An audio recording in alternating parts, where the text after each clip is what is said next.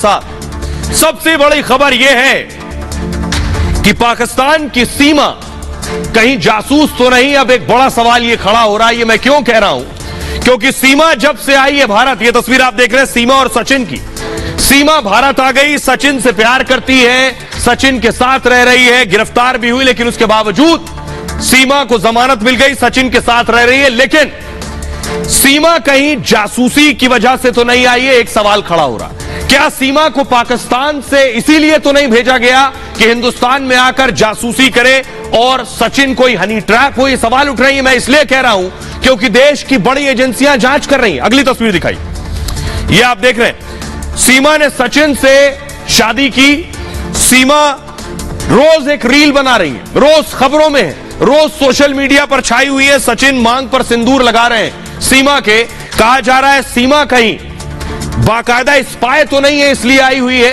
अगली तस्वीर दिखाई, सीमा जहां रह रही है वहां की भीड़ देखिए जरा, दूर दूर से लोग पहुंच रहे हैं सीमा को देखने के लिए। फुल स्क्रीन लीजिए जरा तस्वीर, सीमा को देखने के लिए। सीमा के हाथ में पैसे रख रहे हैं। भारत में जो प्यार और सम्मान मिल रहा है देख रहे हैं, अड़ोस पड़ोस के रहने वाले माताएं, बहनें, पुरुष सब पहुंच रहे हैं कि एक लड़की पाकिस्तान से आई है, पाकिस्तान से आकर सचिन से शादी कर रही है सीमा हैदर। देख रहे हैं लोग आकर हाथ में पैसे रख रख कर जा रहे हैं। लेकिन एक सवाल यह है कि सीमा के खिलाफ 5 एजेंसियां, देश की 5 बड़ी एजेंसियां जांच कर रही हैं। एजेंसियां कौन कौन सी हैं जो जांच कर रही हैं? पहले जरा ये देखिए और क्या जांच कर रही हैं, ये देख रहे हैं, ये सारी एजेंसियां। सबसे पहले देखिए, पाकिस्तान की सीमा सिर्फ प्यार में भारत आई और इसे लेकर जांच एजेंसियों को बड़ा शक है। एजेंसी जासूसी एंगल से जांच में जुटी हुई है इस मामले के। आईबी यानी इंटेलिजेंस ब्यूरो मामले की जांच में जुटी है। आईबी, सबसे पहले आईबी की बात कर रहा हूं। आईबी भारत की सबसे पुरानी खुफिया एजेंसी है।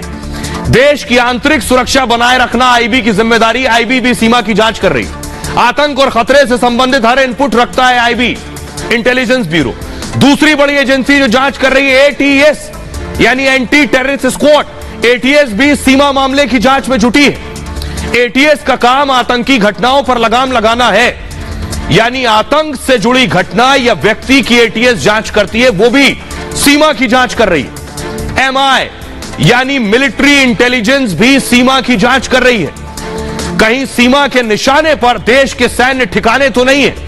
क्या उसकी नजर सेना की खुफिया जानकारी पर तो नहीं है? एलआईयू लोकल इंटेलिजेंस यूनिट यानी स्थानीय खुफिया विभाग भी सीमा की जांच कर रही है। एलआईयू स्थानीय स्तर पर अहम जानकारी जुटाता है। सीमा पिछले 50 दिनों से नोएडा में कहां गई, ये सारी जानकारी एलआईयू जुटाएगा।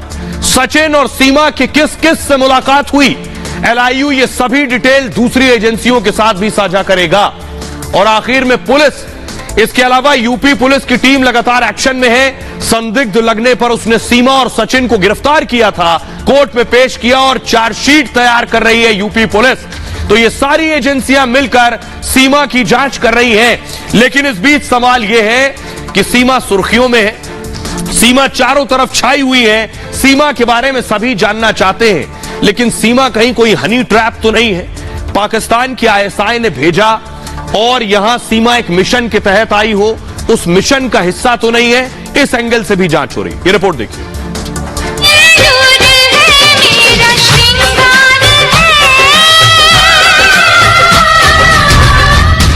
पाकिस्तानी सीमा की प्रेम कहानी अब दुनिया भर में मशहूर हो चुकी है।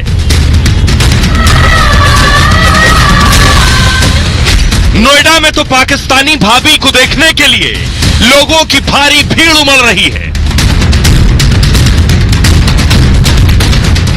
आशीर्वाद देने आ रहे हैं कि हिंदू और पाकिस्तान दोनों, हिंदुस्तान पाकिस्तान एक हो जाए। जो नफरत वहाँ पढ़ाई जाती है, ये उसका अच्छा उदाहरण है जो दिया जा सकता है कि नफरत से नहीं। प्यार की वाली बात है, जिसको प्यार करना है तो प्यार से आएगा, कहीं भी चले जाओ। सीमा भी खुलेआम हिंदुस्तान और हिंदुस्तानी से प्यार का इजहार कर रही है। यहाँ मेरा बहुत स्वागत और बहुत खुश हूँ मैं यहाँ पे सर। इस तरह कभी किसी ने मेरे साथ वेलकम नहीं करा वहाँ पे। मैं कल से आई हूँ सर, तो कल से ऐसे ही मेरे लोगों के आने जाने सब आशीर्वाद देकर जा रहे हैं, हिंदू मुसलमान भी। इसलिए हिंदू मुसलमान मेरे सर पे हाथ रख के मुझे आशीर्वाद देकर जा रहे हैं सर। और आपसे रिक्वेस्ट है, सबसे रिक्वेस्ट है कि मुझे यहाँ की नागरिकता मिला दें। सब कुछ मिल गया, अपने मिल गए, रिश्ते मिल गए, प्यार मिल रहा है, सिर्फ नागरिकता मिल जाए, मेरे बच्चे स्कूल जा सकें। लेकिन सवाल ये है कि कहीं खूबसूरत चेहरे के पीछे पाकिस्तानी जासूसी का जाल तो नहीं? क्या सिर्फ प्यार के लिए सीमा ने सरहद पार कर दी, या फिर सीमा के भारत आने के पीछे कोई साजिश है? आइए अब मैं आपको दिखाने जा रहा हूं एक और तस्वीर। देखिए जरा तस्वीर ये कि देख रहे हैं, सीमा रोज एक रील बना रही है, सोशल मीडिया पर छाई हुई है, सुर्खियों में। लोग सीमा के बारे में जानना चाहते हैं पूरे देश में। प्लीज नजदीक से दिखाइए जरा। लोग सीमा के बारे में जानना चाहते हैं कि आखिर सीमा कौन है, कहां से आई है, क्या कर रही है, आगे की प्लानिंग क्या। अगली तस्वीर दिखाइए जरा। सीमा सचिन के प्यार में आई, उनका कहना है, लेकिन सीमा पर शक है। शक है कि कहीं ये जासूस तो नहीं है। 5 वजहों से शक है। ये वजह कौन कौन सी है जो सीमा पर शक पैदा कर रही है? इसमें पहली वजह लव भी है, गेम भी है, धोखा भी है और जासूसी भी है। देखिए ये आप देख रहे हैं। सबसे पहले देखिए, लव, गेम, धोखा, जासूसी। इस प्यार के एंगल में सारी चीजें हैं। लव मतलब बिना मिले ही एक भारतीय से प्यार हो गया सीमा को, बिना मिले। सचिन की माली हालत ज्यादा अच्छी नहीं है, फिर भी सीमा उसके साथ रहने के और शादी करने पर अड़ी है। प्यार के लिए मुल्क और धर्म छोड़ने को भी तैयार है। दूसरा है गेम। पबजी गेम से सीमा और सचिन संपर्क में आए। पबजी जैसे गेम की लत समझ में आती है, लेकिन इससे सरहद पार के रिश्ते समझ से परे हैं। मगर गेम के जरिए ही सीमा सचिन की दीवानी हो गई। धोखा। अपने पहले शौहर से सीमा का संपर्क भी फोन पर हुआ। वो कुछ सालों तक दूर रहा तो सीमा दूसरे लड़के से जुड़ने लगी। फोन के जरिए फिर किसी से दोस्ती हुई तो क्या सचिन को भी छोड़ देगी? अब जासूसी का चौथा एंगल। शक यह है कि 4 देश घूमी है सीमा और पाकिस्तान को पता भी नहीं चला। नेपाल के रास्ते सीमा की एंट्री भी शक पैदा करती है। जासूसी के लिए पाकिस्तान खूबसूरत महिलाओं का सहारा ले सकता है। सीमा के पास से फोन बरामद हुआ, दस्तावेज भी संदिग्ध लगते हैं। अब आपको सुनवाता हूं एक्स डीजीपी विक्रम सिंह, जिन्होंने इस तरह के ना जाने कितने केसेस देखे। उनका कहना है कि सीमा का कोई इंसान पाकिस्तान से बिना पासपोर्ट वीजा के आपके देश में आ गया और रह रहा है, सीमा का लाई डिटेक्टर टेस्ट होना चाहिए, कहीं वो झूठ तो नहीं बोल रही। सुनिए। पाकिस्तानी महिला सीमा का प्रकरण पूरी तरीके से संदिग्ध है और उसमें गहराई से जांच की आवश्यकता है। घटनाक्रम कि पीयूबीजी खेल के माध्यम से इतना प्रेम संबंध उत्पन्न हो गया कि अपने 4 बच्चों के साथ 13 लाख की जमीन बेच करके वह नेपाल होती हुई ग्रेटर नोएडा पहुंच गए। पूरा घटनाक्रम पूरी तरीके से अविश्वसनीय है। इसमें आईबी, रॉ और मनोचिकित्सकों के माध्यम से गहराई से जांच की आवश्यकता है और सीमा जी की लाई डिटेक्टर टेस्ट और नार्को एनालिसिस होनी ही चाहिए। आइए अब मैं आपको बताता हूं। आपने सुन लिया डीजीपी विक्रम सिंह को। सीमा की लेकिन पुलिस ने पहले गिरफ्तारी ही की थी। ये तस्वीर आप देख रहे हैं। सीमा और सचिन को सबसे पहले पुलिस ने गिरफ्तार किया, कोर्ट में पेश किया गया। क्लोज लेकर आइए प्लीज, फ्रेम ठीक करवाइए। सीमा को पहले गिरफ्तार किया गया, कोर्ट में पेश किया गया और उसके बाद सीमा को जमानत दे दी कोर्ट ने। अब सवाल यह है कि सीमा का फोन कहां है? सीमा के फोन में ही सारे राज छिपे हुए हैं। सीमा के फोन में क्या सच है? देखिए, पाकिस्तान की सीमा के पास 4 मोबाइल फोन मिले, 4। पुलिस को उसके पास से एक टूटा हुआ फोन भी मिला है। पता यह लगाया जा रहा है कि सीमा ने टूटा फोन आखिर क्यों रखा था। सीमा का पाकिस्तानी फोन कैसे टूट गया? टूटे फोन से डेटा निकालने की कोशिश हो रही है। सीमा पाकिस्तान से ही मोबाइल लेकर चली थी, लेकिन नेपाल में पाकिस्तानी सिम का इस्तेमाल नहीं किया। सीमा ने नेपाल में पाकिस्तानी सिम का इस्तेमाल नहीं किया। नेपाल में जाकर सोचिए, दूसरा नेपाली सिम कार्ड ले लिया और उससे कॉल किया। दूसरे देश में अपने देश के आईडी कार्ड पर सिम कार्ड नहीं मिल सकता, लेकिन सीमा के पास नेपाल का सिम था। आखिर नेपाल में सिम उसे किसने और कैसे दिलाई? नेपाल से भारत आ रही थी तो भी सिम का प्रयोग नहीं किया। बस में एक साथी यात्री था, उससे हॉटस्पॉट ले लिया और उसके जरिए व्हाट्सएप कॉल किया। तब सचिन से बात हुई व्हाट्सएप कॉल के जरिए। सीमा सचिन से व्हाट्सएप और इंस्टाग्राम पर चैट करती थी, लेकिन सीमा के मोबाइल से कई चैट डिलीट कर दी गई। डिलीट की गई चैट को निकालने की कोशिश, रिकवर करने की कोशिश हो रही है। अब मैं आपको दिखाऊं कि कैसे दरअसल सवाल इसलिए उठ रहे हैं क्योंकि आईएसआई ऐसा करता है। पाकिस्तान की जो खुफिया एजेंसी आईएसआई, वो ऐसा करती रही है। उनके चीफ इसी काम में लगे रहते हैं कि कैसे किसी हनी ट्रैप किसी को कराया जाए। आइए अब मैं आपको बताता हूं, पाकिस्तान में जो हेडक्वार्टर है, यानी आईएसआई का जो हेडक्वार्टर है, वो इस काम में माहिर है। देखिए जरा, ये मैं आपको दिखाने जा रहा हूं। ये आप देख रहे हैं, ये अब आपको नजर आ रहा है रावलपिंडी और हैदराबाद। रावलपिंडी और हैदराबाद दो जगह हैं। इन दो जगहों पर हनी ट्रैप सेंटर बना रखे हैं। जी हां, लोगों को हनी ट्रैप भारत में करने के लिए पाकिस्तान ने एक रावलपिंडी में और हैदराबाद में सेंटर बनाए। अब मैं आपको दिखाने जा रहा हूं वो सेंटर रावलपिंडी में कहां है। पाक आर्मी का हेडक्वार्टर, ये आप देख रहे हैं, पाकिस्तानी आर्मी का ये हेडक्वार्टर है। इसी हेडक्वार्टर को हनी ट्रैप सेंटर भी कहते हैं। इसलिए सीमा को इस जासूसी के एंगल से, इस हनी ट्रैप के एंगल से जोड़कर देखा जा रहा है। राउंड टेबल सेंटर है। आइए मैं आपको बताता हूं कि आखिर कैसे ये हनी ट्रैप किया जा रहा है और इस पूरे हनी ट्रैप के पीछे आखिर पाकिस्तान कैसे साजिश रचता है, पाकिस्तान कैसे प्लान करता है, ये सब कुछ मैं आपको दिखाऊंगा। पाकिस्तान का हनी ट्रैप, जरा एक्सपर्ट्स को सुनिए, एक्सपर्ट्स क्या कह रहे हैं इस पर। प्रेम संबंध उत्पन्न होने की ये परिस्थितियां सामान्यतः नहीं होती हैं और तमाम परिस्थिति जन साक्ष्य के आधार पर यह गहराई से छानबीन होनी चाहिए। ये हनी ट्रैपिंग है, आईएसआई के माध्यम से इनको प्लांट किया गया है और वो भी एनसीआर एरिया में, जिससे कि कोई संदिग्ध या कोई इनके ऊपर शक व शुबा न हो और ये महत्वपूर्ण संस्थानों और व्यक्तियों के मूवमेंट पर जानकारी करें, क्योंकि ये कंप्यूटर और आईटी में भली भांति पारंगत है और ऐसी पारंगत महिला का जब तक विश्वसनीयता के ऊपर प्रश्न चिन्ह लगा है, भारत में और एनसीआर में रहना किसी भी लिहाज से दृष्टिकोण से औचित्यपूर्ण नहीं है। आइए अब मैं आपको बताने जा रहा हूं कि आखिर ये पूरा हनी ट्रैप पाकिस्तान में कैसे रावलपिंडी हेडक्वार्टर में बनाया जाता है। ये हनी ट्रैप में पाकिस्तान की आर्मी कैसे, दूसरे ग्राफिक्स में मैं आपको बताऊंगा, लेकिन उससे पहले आइए मैं आपको बताऊं कि सीमा कैसे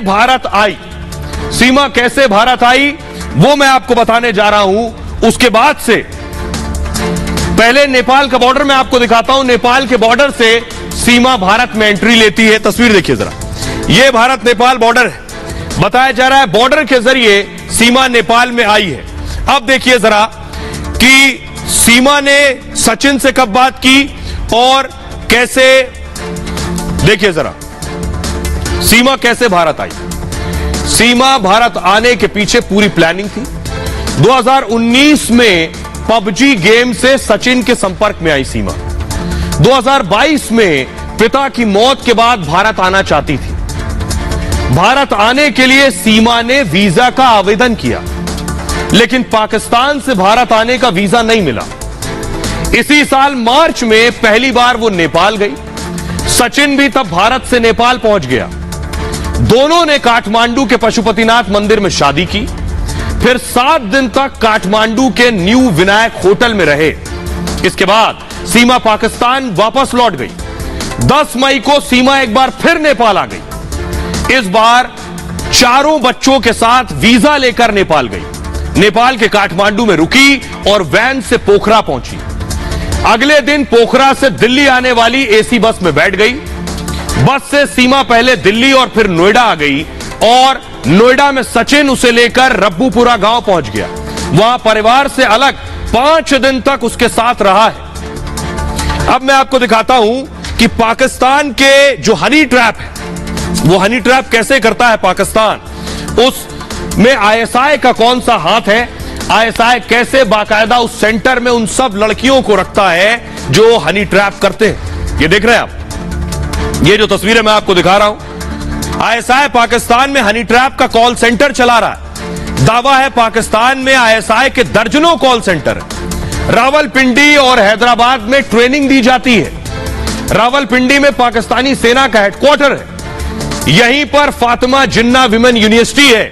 दावा है यहां पर हनी ट्रैप सेंटर चलाया जा रहा है। हिंदुस्तानियों को फंसाने की ट्रेनिंग दी जाती है बाकायदा, और सोशल मीडिया पर पहले लड़कियां टारगेट ढूंढती हैं। सेक्सटिंग के जरिए हनी ट्रैप का जाल बिछाया जाता है। सेक्सटिंग का मतलब है nude photo, naughty text, nude calls. बातों में फंसाकर हसीनाएं गोपनीय जानकारी निकालती हैं। कुछ दिन पहले ऐसा ही डीआरडीओ वैज्ञानिक के साथ हुआ। लड़की को एक दिन में 50 प्रोफाइल हैंडल करने होते हैं। टारगेट हिंदू है तो माथे पर बिंदी लगाकर खुद को हिंदू दिखाती हैं। फंसाने के लिए फर्जी नामों से फेक अकाउंट बनाए जाते हैं। 2022 में ऐसे ही पाकिस्तानी हनी ट्रैप सेंटर का खुलासा हुआ। पाकिस्तान के हैदराबाद और रावलपिंडी में 2 कॉल सेंटर मिले थे। कॉल सेंटर के लिए ट्रेनिंग पाक के रावलपिंडी में दी जाती है। पाक आर्मी हेडक्वार्टर में लड़कियों को प्रशिक्षण दिया जाता है बाकायदा। 2019 में जिन्ना विमेन यूनिवर्सिटी में ट्रेनिंग सेंटर का खुलासा हुआ। यूनिवर्सिटी के विज्ञापन से ट्रेनिंग सेंटर की जानकारी मिली थी। अब जरा सुनिए, सीमा जब आई, सीमा जब भारत में पकड़ी गई तो भारत में पकड़े जाने के बाद सीमा से सवाल पूछा गया, भारत में एंट्री कैसे ली, आपके पास तो वीजा नहीं था। तो सुनिए क्या कहा उन्होंने। ज़्यादातर नहीं मिलता मुस्लिम को ना, तो मैं मुस्लिम थी तो मुझे वीज़ा नहीं मिल रहा था, तो इसी कारण मैंने नेपाल का रास्ता अपनाया। ज़्यादातर नहीं मिलता मुस्लिम को ना, तो मैं मुस्लिम थी तो मुझे वीज़ा नहीं मिल रहा था, तो इसी कारण मैंने नेपाल का रास्ता अपनाया। अब मैं आपको सीमा की एक आईडी दिखाने जा रहा हूं जो पाकिस्तानी आईडी है। ये आप देख रहे हैं, ये सीमा का फोटो लगा है और हस्बैंड नेम गुलाम हैदर लिखा हुआ है आईडी में। गुलाम हैदर लिखा है, country Pakistan, date of birth लिखी है 1/1/2002। 2002 की पैदाइश है सीमा की। और ये सीमा का आधार कार्ड, ये कार्ड है नेशनल आइडेंटिटी कार्ड। जैसे आपके पास आधार कार्ड है वैसे पाकिस्तान का ये आधार कार्ड है। ये सीमा का है। आइए अब मैं आपको बताता हूं कि आखिर शक क्यों है सीमा पर। शक के पीछे कई कारण हैं, वो मैं आपको बताने जा रहा हूं। शक के पीछे कारण है कि सीमा के पास एक सिम कार्ड मिला है, 4 मोबाइल फोन मिले, 4 बर्थ सर्टिफिकेट मिले, 1 पाकिस्तान का पहचान पत्र मिला, 1 मैरिज रजिस्ट्रेशन सर्टिफिकेट मिला और 3 आधार कार्ड मिले। भारतीय आधार कार्ड मिले हैं 3, 6 पासपोर्ट मिले, 5 वैक्सीनेशन कार्ड मिले हैं, पोखरा से दिल्ली का बस का टिकट मिला है और 2 वीसीआर कैसेट मिले हैं। ये सारी चीजें सीमा के पास से मिली है। अब सवाल यह है कि सीमा आई या फिर भेजी गई। सीमा खुद सचिन से प्यार में, सचिन से इश्क में आ गई या किसी ने सीमा को भेजा है। सवाल एजेंसियों के सामने यही है, एजेंसियां जांच कर रही हैं। देखिए जरा, पाकिस्तानी महिला सीमा को लेकर कई सवाल खड़े हो रहे हैं। सीमा क्या सिर्फ सचिन के प्यार में पाकिस्तान से नोएडा पहुंची? एक सवाल। लव ट्रैप के जरिए भारत विरोधी गतिविधि में तो शामिल नहीं। पुलिस और सुरक्षा एजेंसियां इसको लेकर जांच कर रही। सीमा के बारे में पुलिस को 50 दिन बाद जानकारी मिली। 50 दिन में सचिन सीमा कहां गए, इसकी जांच हो रही है। सीमा नेपाल से भारत के रास्ते, नेपाल के रास्ते भारत आई। पुलिस नेपाल जाकर पूरी जांच करना चाहती है। अब यूपी पुलिस ने विदेश मंत्रालय से अनुमति मांगी है। यूपी पुलिस नेपाल के उस होटल में भी जाएगी जहां सीमा और सचिन 7 दिन तक रुके थे। जिन लोगों ने सीमा की भारत में एंट्री कराई थी वो कौन लोग हैं? पुलिस उन लोगों से भी पूछताछ करना चाहती है। जासूसी को लेकर मिलिट्री इंटेलिजेंस भी जांच कर रही है। गिरफ्तारी के दौरान सचिन सीमा से पूछताछ हुई है। आईबी, यूपी एटीएस और एलआईयू ने दोनों से सवाल जवाब किए।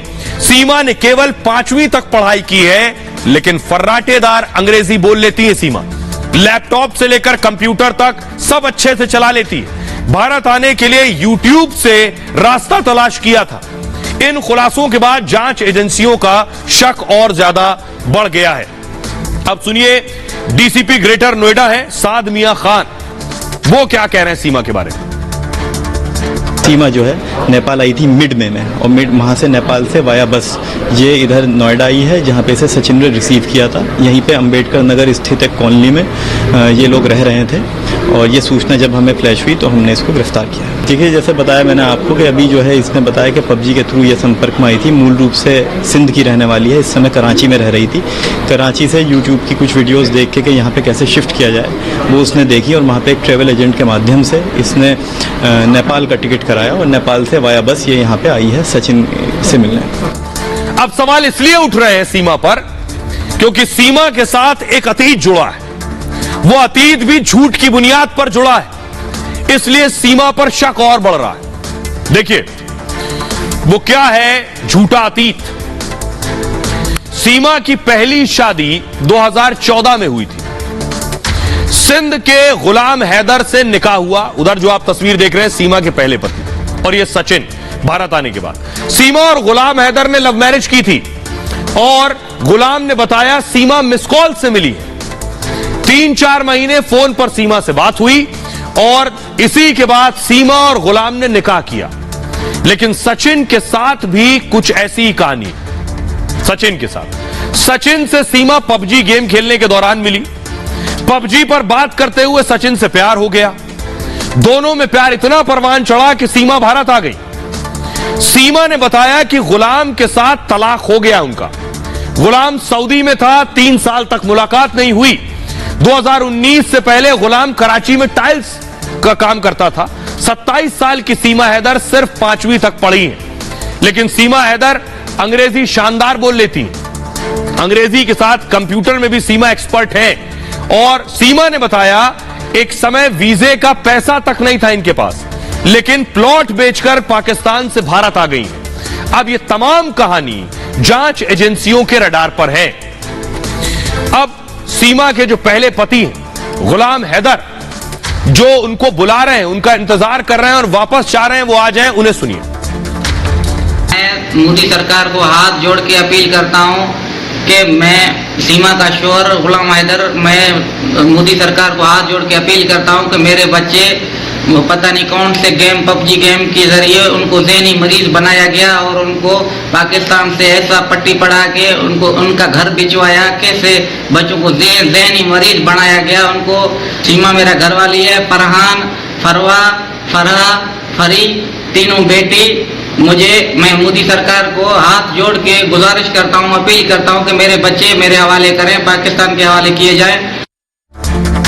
यह सवाल इसलिए उठ रहा, मैं आपको बताऊं कि पाकिस्तान से कोई जासूस तो नहीं आया, क्योंकि पाकिस्तान ऐसा करता है, ऐसा किया है। एक बड़ा उदाहरण मैं आपको देने जा रहा हूं। एक साइंटिस्ट के साथ पाकिस्तान ने यही हनी ट्रैप किया और वो साइंटिस्ट ने देश की बड़े बड़े रक्षा उपकरण जो थे, ये देख रहे हैं, ये है अग्नि मिसाइल। अग्नि मिसाइल की जानकारी साइंटिस्ट ने लीक कर दी पाकिस्तान को। उस हनी ट्रैप लड़की के सामने पूरी इंफॉर्मेशन दे दी। अगली तस्वीर दिखाई। डीआरडीओ के साइंटिस्ट हैं ये, जिन्हें आप देख रहे हैं, ये है डीआरडीओ के साइंटिस्ट। इनका नाम है प्रदीप। ये गिरफ्तार हो चुके हैं, ये इनके खिलाफ चार्जशीट फाइल हो चुकी है। ये डीआरडीओ के साइंटिस्ट थे, यानी डिफेंस रिसर्च डेवलपमेंट ऑर्गेनाइजेशन, जहां ये हथियार बनाए जाते हैं, अग्नि और ब्रह्मोस मिसाइल जहां तैयार की जाती है, उसके साइंटिस्ट ने पाकिस्तानी हनी ट्रैप के आगे, एक लड़की के आगे सब कुछ लीक कर दिया। अगली तस्वीर दिखाई, ये देख रहे हैं, साइंटिस्ट को अरेस्ट किया गया, गिरफ्तार किया गया। इसलिए कहा जा रहा है कि पाकिस्तान ऐसा करता है। देखिए जरा ये साइंटिस्ट साहब कैसे गिरफ्तार हुए, कैसे ये शिकंजे में आए, ये मैं आपको बताने जा रहा हूं। अब शिकंजे में आने के बाद इसलिए सवाल उठ रहा है कि पाकिस्तान कुछ भी कर सकता है, किसी को भी भेज सकता है, किसी के जरिए भी जासूसी करवा सकता है, कोई किसी बड़े मिशन पर कई सालों के लिए भी आ सकता है। ये देख रहे हैं ये साइंटिस्ट, उनके बगल में हनी ट्रैप। ब्रह्मोस मिसाइल की जानकारी भी लीक कर दी। प्रदीप, इनका नाम है प्रदीप करुलकर, हनी ट्रैप का शिकार हो गए। पाकिस्तानी हसीना ने प्रदीप करुलकर को फंसा लिया। जारा दास गुप्ता के नाम से पाकिस्तानी एजेंट मिली थी इनसे। पाक एजेंट ने वैज्ञानिक से सोशल मीडिया पर दोस्ती की। वैज्ञानिक को फंसाने के लिए पूरा जाल बिछाया गया। पाकिस्तानी एजेंट ने कई फर्जी नामों से आईडी बनाई थी। फर्जी नामों से ही दो नाम, एक जारा दास गुप्ता और जूही, यानी दो नाम से आईडी बनाई गई, जारा दास गुप्ता और जूही। उसके बाद साइंटिस्ट साहब से संपर्क किया गया। इन्हें लगा कि कोई लड़की इनसे बात करना चाह रही है। जारा दास ने बताया वो ब्रिटेन में सॉफ्टवेयर इंजीनियर है। पाक एजेंट ने वैज्ञानिक से गोपनीय जानकारी मांगी। वैज्ञानिक ने ब्रह्मोस लॉन्चर की जानकारी देने को कहा वैज्ञानिक से। अग्नि missile launcher, military Beijing system के बारे में भी जानकारी मांगी वैज्ञानिक से। ड्रोन, यूसीवी के बारे में भी वैज्ञानिक ने जानकारी मांगी। इस पर वैज्ञानिक प्रदीप ने तमाम गोपनीय जानकारी पहले जुटाई। पाक एजेंट को गोपनीय और संवेदनशील जानकारी दे दी। उसके बाद वैज्ञानिक कुरुलकर के चैट से कई बड़े खुलासे हुए। चैट में पाक एजेंट ने पूछा कि अग्नि 6 लॉन्चर प्रशिक्षण सफल रहा। वैज्ञानिक ने जवाब दिया, लॉन्चर मेरा डिजाइन है, बड़ी सफलता थी। यह बातचीत सितंबर 2022 और फरवरी 2023 के बीच हुई थी। 3 मई को महाराष्ट्र की एंटी टेररिस्ट स्क्वाड ने वैज्ञानिक को उठा लिया, गिरफ्तार किया। वैज्ञानिक कुरुलकर कई बड़े प्रोजेक्ट के हिस्सा रह चुके हैं और भारत के शस्त्रागार में लगभग सभी मिसाइलों की लॉन्चिंग में शामिल रहे हैं। हनी ट्रैप में फंसकर वैज्ञानिक ने गोपनीय जानकारी साझा कर दी थी। अब इस मामले में 1837 पेज की चार्जशीट, आरोप पत्र दायर हुआ इनके खिलाफ। पुलिस के आरोप पत्र में वैज्ञानिक पर यह तमाम खुलासे हुए जो मैं आपको बता रहा हूं। तो इसलिए किसी भी शक शुबे से पीछे नहीं हटा जा सकता कि पाकिस्तान क्या नहीं कर सकता है। पाकिस्तान कुछ भी कर सकता है। खबरों में आगे बढ़ते हैं। आज की एक और बड़ी खबर है, पिछले कई दिनों से सुर्खियों में है। शहर शहर ज्योति कांड सामने आ रहे हैं। एसडीएम ज्योति के बारे में सब जानते हैं, पूरा देश बात कर रहा है एसडीएम ज्योति के बारे में कि एसडीएम ज्योति ने अपने पति को क्यों छोड़ दिया। लेकिन इसका असर पूरे देश पर हो रहा है। देश के अलग अलग शहरों से ये खबरें आ रही हैं। अगली तस्वीर दिखाइए। अलग अलग शहरों से ये खबरें आ रही हैं, देख रहे हैं। ये अलग अलग शहरों में पत्नियां हैं जिनके पति आरोप लगा रहे हैं कि इन्होंने भी छोड़ दिया पतियों को। पतियों ने इन्हें पढ़ाया लिखाया और छोड़ दिया। ज्योति कांड का यह असर हुआ कि ऐसा लग रहा है पूरा देश में सिर्फ यही काम हो रहा है। जरा पहले रिपोर्ट देखिए।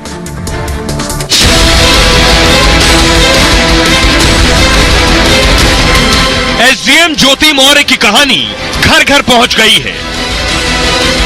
जो किसी परिवार का निजी मामला था वो पूरे समाज का मामला बन गया।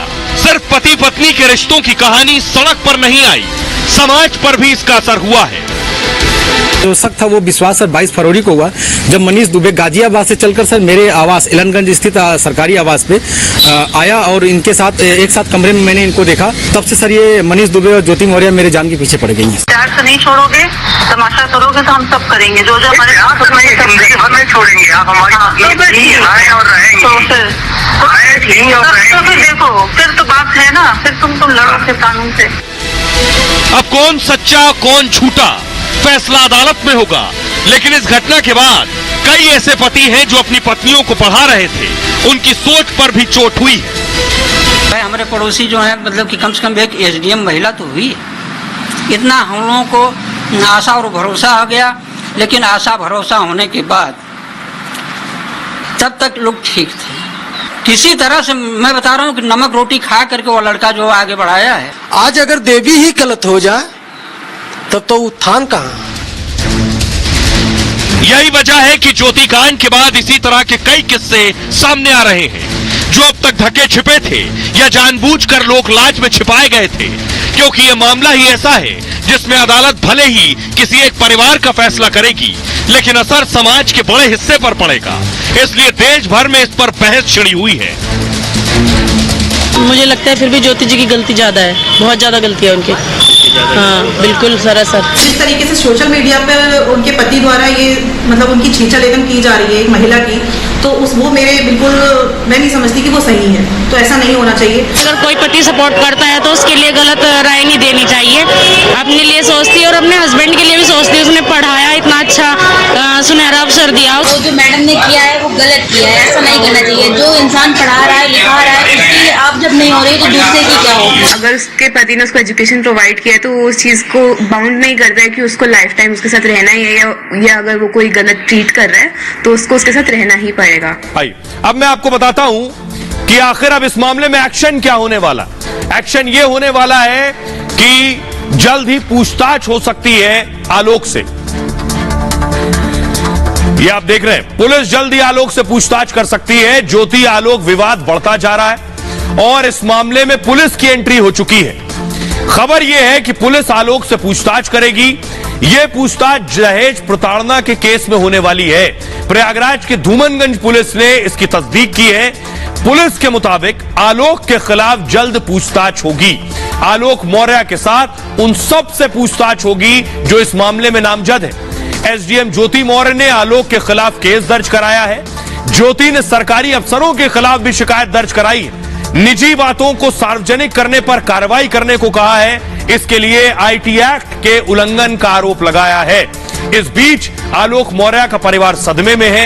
आलोक के गांव में वीरानी छाई हुई है। सब ज्योति को जिम्मेदार ठहरा रहे हैं, क्योंकि ज्योति की कामयाबी पर पूरे गांव ने मिठाइयां बांटी थी। ज्योति ने भी कामयाबी का श्रेय पति और ससुर को तब दिया था।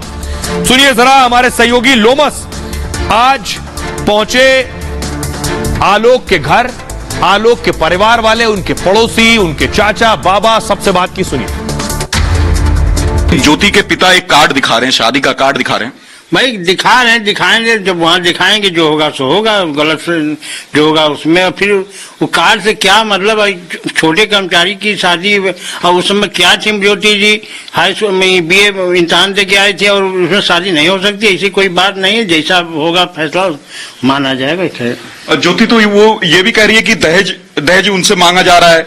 दहेज लेने का कोई सवाल नहीं, मांगने का कोई सवाल नहीं है। दहेज किस बेसिस पर मांगे?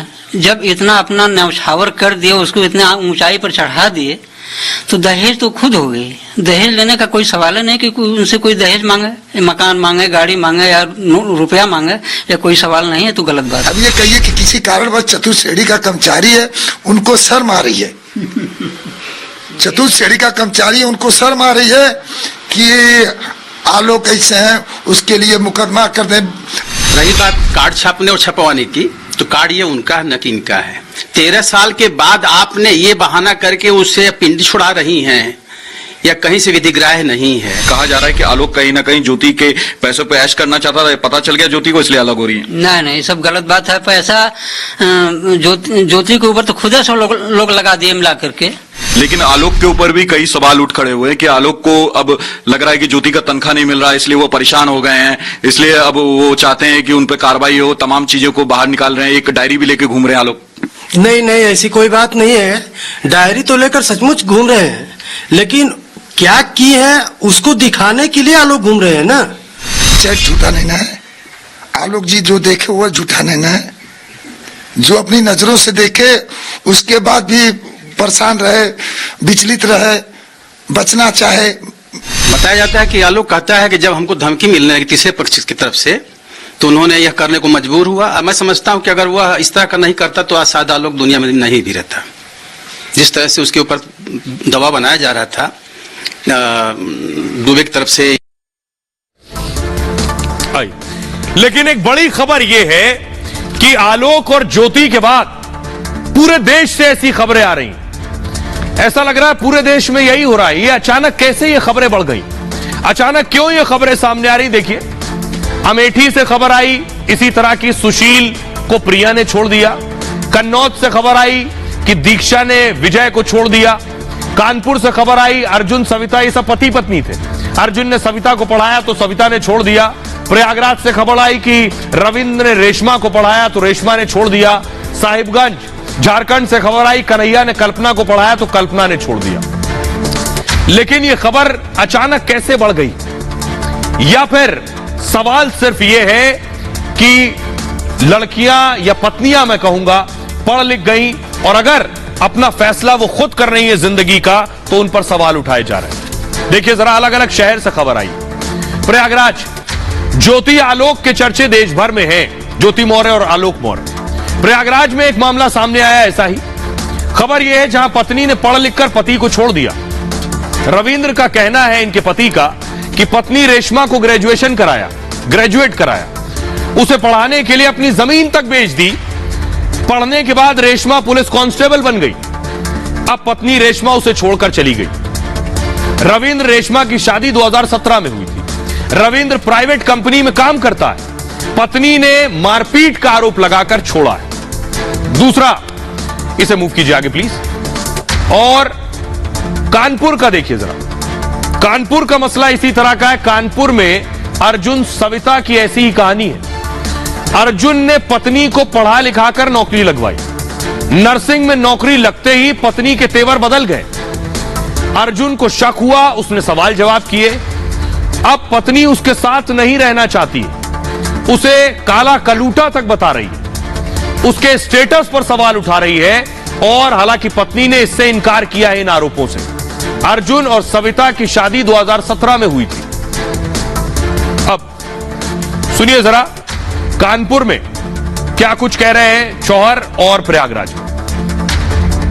हमारे साथ बहुत गलत व्यवहार किया गया, हमको झापड़ उड़ा के मारे और हमको किडनैप करवाया गया, धमकी दिया गया कि वहाँ रेशमा का पीछा करना छोड़ दे, नहीं तो तेरे को काट के बोरा में भर के फेंकवा देंगे, किसी को पता नहीं चलेगा। शिकायत में सब कुछ लिखवा के हमने वहाँ जमा करके चले आए।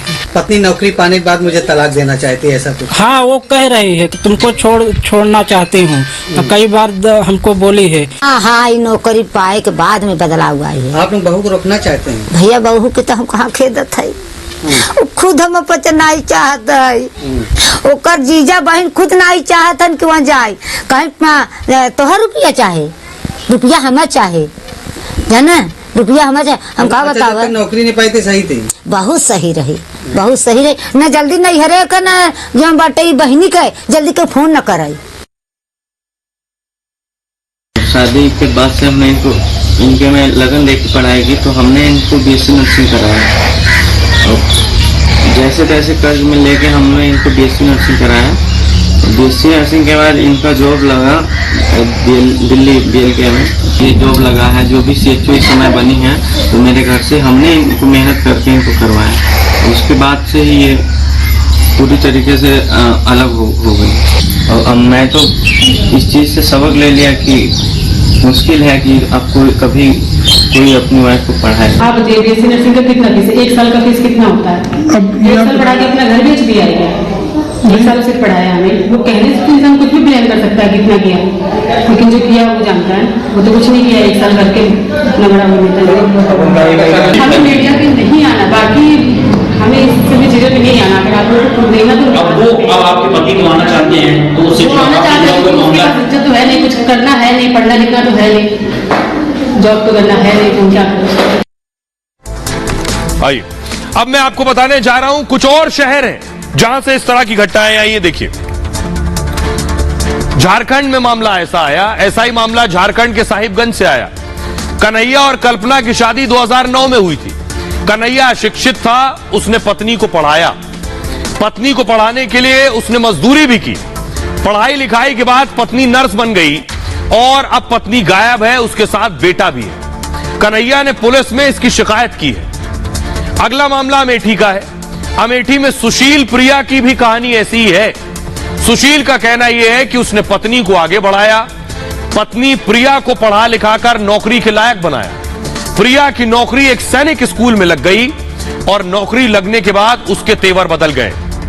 अब पत्नी उसे बच्चों से भी मिलने नहीं दे रही। मामला थाने तक पहुंच गया है।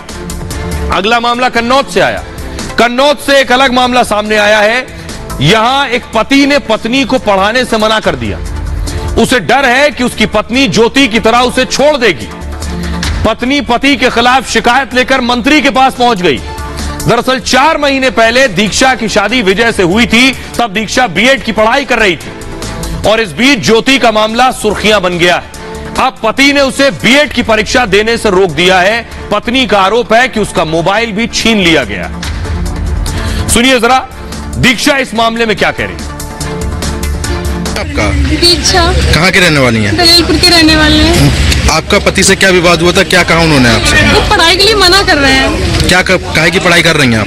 हम वो बीएड की पढ़ाई कर रहे थे। बीएससी फाइनल हो गया है। बीएड कर रहे थे। बीएड के एग्जाम जैसे आए वैसे उन्होंने उसी दिन मारपीट की मेरे साथ में। क्या करना चाह रही थी आप?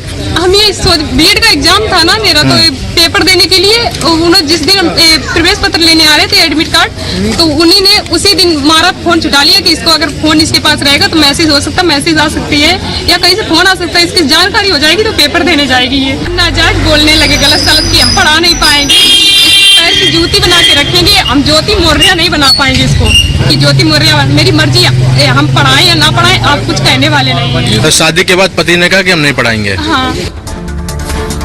अब इस बीच एक खबर ये आई कि शिक्षक, बहुत से टीचर्स ये कह रहे हैं कि हमारे कोचिंग सेंटर में जो पत्नियां पढ़ रही थी उन्हें लोगों ने हटा लिया है। खान सर को आप जानते होंगे।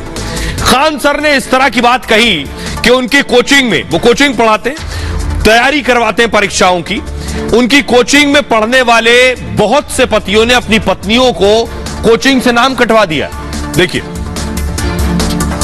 उनका कहना है ज्योति मामले में खान सर का एक वीडियो दरअसल वायरल है। कोचिंग में पढ़ाने के दौरान का वीडियो है ये। खान सर ने कहा है 93 महिलाओं की पढ़ाई बंद करा दी गई है। महिलाओं के पतियों ने उनकी कोचिंग छुड़वा दी। हमने उन पतियों को इस बारे में काफी समझाया। उनके पतियों से कहा यह गलत बात है, किसी की गलती की सजा दूसरे को नहीं दी जा सकती है, लेकिन वो अपनी पत्नियों को जबरदस्ती साथ ले गए। ये सभी 93 महिलाएं बीपीएससी की तैयारी कर रही थी।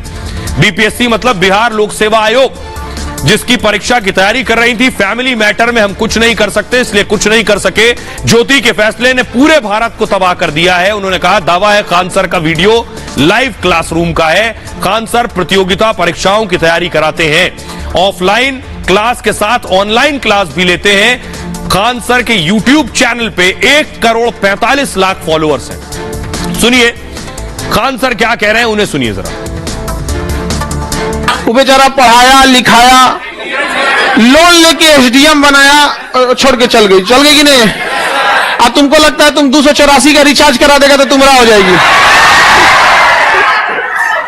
उसको ऐसा नहीं करना चाहिए था। हाँ लड़की ने जो कर दिया थोड़ा सा, अरे हमारे यहाँ से बीपीएससी बैच में लगभग 93 के आसपास के हस्बैंड आए, सब लेके चल गए एडमिशन। 93 बीपीएससी बैच से 93 लड़कियों के हस्बैंड लेके चल गए सब। हम समझाए उसको, गलत बात है ये, ऐसा नहीं होना चाहिए। आप बहुत गलत है। किसी की गलती की सजा किसी को कैसे दे सकते हैं? अच्छा हम लोग कितना समझाएंगे किसी को? मैं एडमिशन जबरदस्ती बेचारा से वहां पे समझा के जितना को समझा सकता था आदमी समझाया, लेकिन बेचारा सब ये कितना गलत बात है। यहाँ पे एडमिशन कटवा के लेके चल गया सब। ज्योति, एसडीएम ज्योति के मामले पर देश में बवाल है।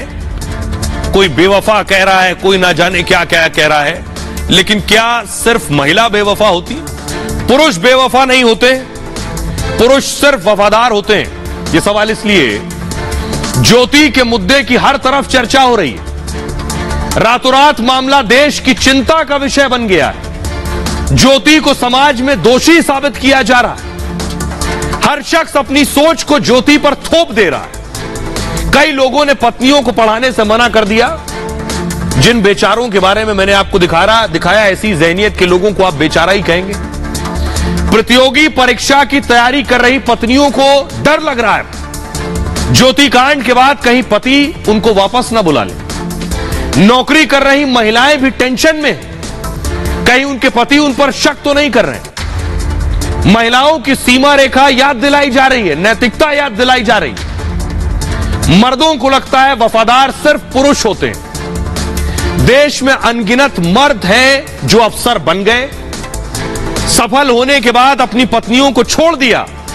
हर क्षेत्र में ऐसे सैकड़ों पुरुष आपको मिल जाएंगे, हर क्षेत्र में, जिन्होंने सफलता के बाद पहली पत्नी को छोड़ दिया, अपनी पसंद से दूसरी शादी कर ली।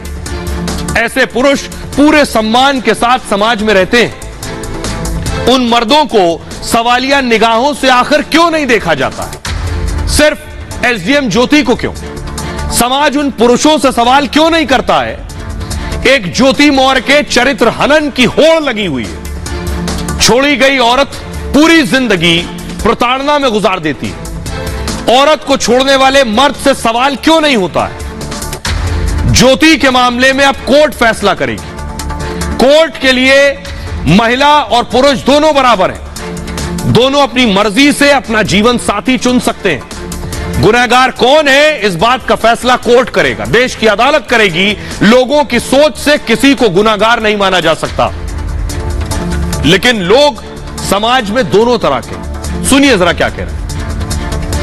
देखा जाए कि उन्होंने उनके साथ इतनी हेल्प की, इतना उनको सपोर्ट किया, और उसके बाद उनको ये रिजल्ट मिले, तो कोई भी लड़का होगा वो यही सोचेगा कि उसको पढ़ाने के बाद ये हुआ। देखिए मैम, ज्योति मौर्य का जो केस है वो तो बिल्कुल जिस तरीके से लोग फैला रहे हैं वो गलत है। एक ज्योति मौर्य की वजह से पूरी लड़की समाज को इस तरीके से नहीं देखना चाहिए। दूसरी बात, आप शादी के बाद अगर एक अफेयर में रह रहे हैं, एक्स्ट्रा मैरिटल अफेयर कर रहे हैं, तो ये तो सरासर गलत ही है, अपने आप में गलत है नैतिक तौर पर। बेटी भी पढ़ाना चाहिए, बीवी को भी पढ़ाना चाहिए, बट ये कि सेल्फिश नहीं बनना चाहिए कि क्या कहते हैं, पहले तो हम अगर हमें कोई सपोर्ट कर रहा है शादी के बाद, ठीक है, तो क्या कहते हैं उस एहसान को हमें मानना चाहिए। उनका निजी मामला है। बहुत सारे क्या कहते हैं, हम देखेंगे पुरुष हैं, बहुत सारे हीरो होते हैं, अपनी पत्नी को छोड़ देते हैं।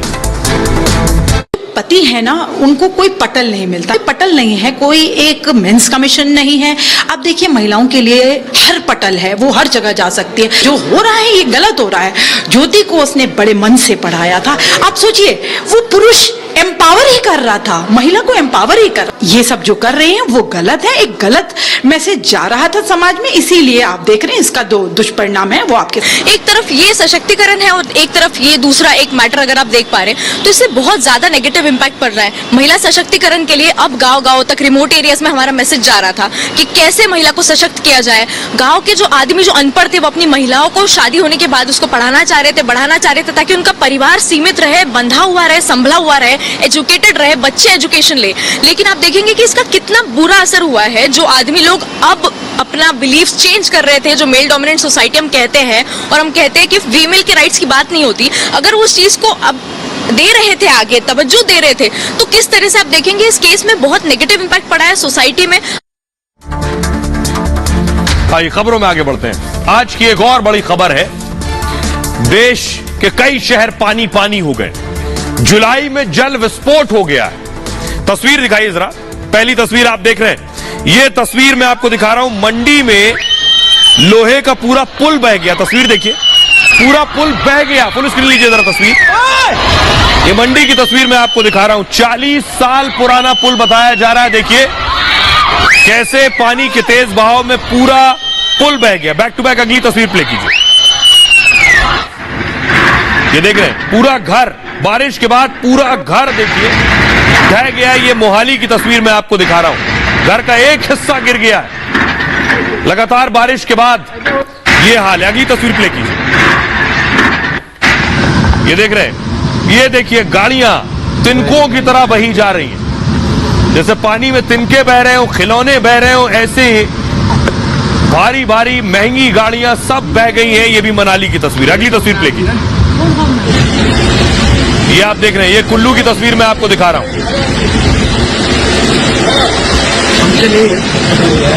ये आप देख रहे हैं, बीआरवी बह गई पानी के साथ। अगली तस्वीर प्लीज दिखाइए। ये मनाली की तस्वीर आप देख रहे हैं। बारिश के बाद पूरा एटीएम, जिस जगह एटीएम बना था वो पूरी जगह ढह गई है। देखिए अल्ट्राटेक सीमेंट की दुकान भी थी। आइए अब आपको मैं लिए चलता हूं चंडीगढ़ की तस्वीर। देखिए, ये देखिए चंडीगढ़, ये गाड़ियां जो आपको नजर आ रही है, गाड़ियां हैं, दूर से लग रहा होगा मोबाइल फोन रखे हैं, पानी में गाड़ियां हैं, फुल स्क्रीन लीजिए, लोग तैर रहे हैं, फुल स्क्रीन लीजिए। चंडीगढ़ के एक बड़ी सोसाइटी की तस्वीर आप देख रहे हैं। सोसाइटी में देखिए गाड़ियां खड़ी, ऊपर से सिर्फ चमक रही हैं, 6-7 गाड़ियां और लोग देखिए तैर रहे हैं। ये बड़ी बड़ी सोसाइटीज का हाल है बारिश के बाद। अगली तस्वीर चलाइए। हालत ये है, ये देखिए। अब ये तरीका बचा है लोगों को बचाने का।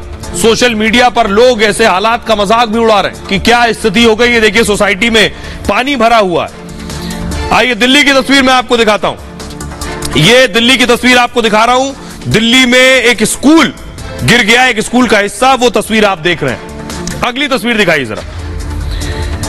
उसके बाद देखिए बच्चे जो गाड़ी में बैठे थे, पानी भरा हुआ देख रहे हैं, गाड़ी पानी में डूबी है आधी, बच्चों को निकाला जा रहा है इस तरीके से। अगली तस्वीर, एक और तस्वीर आपको दिखा, देखिए ये किसी छोटे मोटे इंसान का घर नहीं है, ये सांसद रामगोपाल का घर है। देख रहे हैं आप, रामगोपाल का घर है जिनके घर में पानी भर गया है, खासे नाराज थे, उनका घर भी तालाब बन गया है। क्या आम क्या खास, सभी पानी पानी। बहरहाल आप अपना बहुत बहुत ख्याल रखिए। एक छोटे से ब्रेक के लिए रुक रहे हैं, लौट रहे हैं कुछ और बड़ी खबरों के साथ।